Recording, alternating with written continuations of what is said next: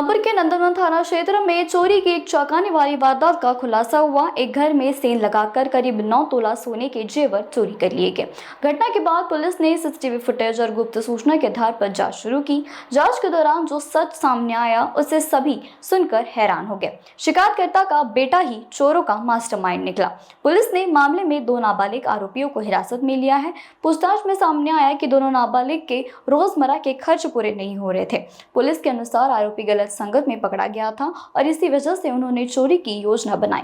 दोनों ने मिलकर घर में सींध लगाई और सोने के जेवर चुरा लिए।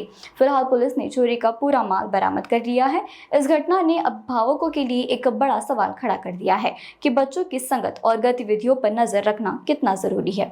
पोलीस ठाणे नंदनवन येथे दिनांक 20/7/2026 रोजी एक घटना घडलेली होती गडपुरीची। त्यामध्ये टोटल 9 तोळ्याचा माल जो आहे तो चोरीस गेल्याबाबतचा सोन्याचं जे आहे त्याबद्दलची तक्रार प्राप्त झालेली होती। त्या अनुषंगाने तपास केला असता यामध्ये जे फिर्यादी आहेत सीमा व्यंकटेशन अय्यर वय 45 वर्ष काही टेक्निकल गोष्टी आणि सीसीटीव्ही फुटेजच्या आधारान्वये तपास केला असता त्यांचाच मुलगा जो विधी संघर्ष बालक आहे तो आणि त्याचा साथीदार जो हिमांशू घनश्याम चांदेकर यांनी चोरी केल्याचं निष्पन्न झालेलं आहे। यामध्ये पोलिसांनी हिमांशू घनश्याम चांदेकर याला ताब्यात घेऊन त्याची 2 दिवस कस्टडी रिमांड घेतली असता टोटल यामध्ये 4 तोळे त्याने रिकवर करून दिलेले आहेत आणि 5 तोळे सोनं जे आहे ते 5 तोळे सोनं जे मुथूट फायनान्स या ठिकाणी त्याने गहाण ठेवून त्यातून त्याने 2 लाख रुपये घेतल्याबाबतचं निष्पन्न झालेलं आहे।